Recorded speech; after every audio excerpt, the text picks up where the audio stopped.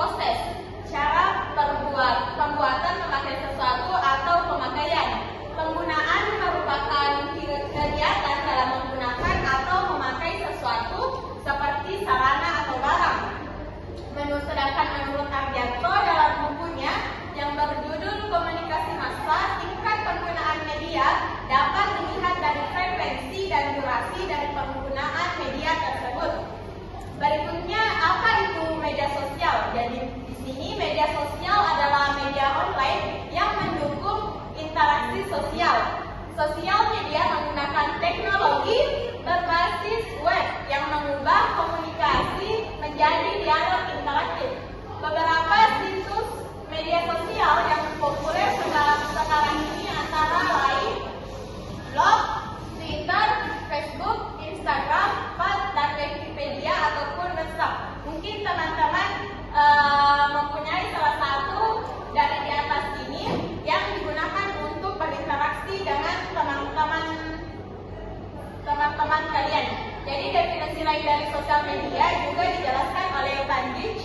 Media sosial adalah platform media yang memfokuskan pada eksistensi pengguna yang memfasilitasi mereka dalam beraktivitas maupun berkolaborasi.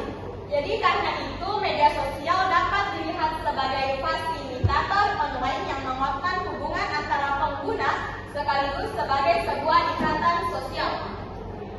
Apa fungsi media sosial? Jadi fungsi media sosial yaitu A. Media sosial adalah media yang didesain untuk memperluas interaksi sosial manusia menggunakan internet dan teknologi web. Yang kedua itu media sosial mendukung demokratisasi pengetahuan dan informasi. Yang ketiga itu mentransformasi manusia dari pengguna isi pesan menjadi pembuat pesan itu sendiri. Adapun manfaat media sosial merupakan bagian dari sistem relasi, koneksi, dan komunikasi. Berikut ini sikap yang harus kita kembangkan terkait dengan peran dan manfaat media sosial, yaitu sebagai sarana belajar, mendengarkan, dan menyampaikan. Yang kedua, sarana dokumentasi, administrasi, dan integrasi. Yang ketiga ada sarana perencanaan, strategi, dan manajemen. Dan yang terakhir itu ada sarana kontrol, evaluasi, dan pengukuran. Jadi selanjutnya opini publik.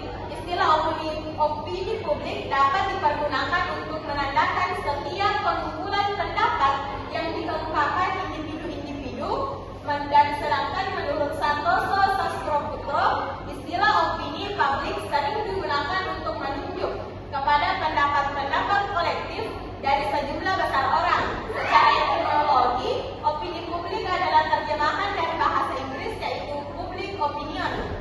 Sementara public opinion berasal dari bahasa Latin yaitu opinari dan publicus.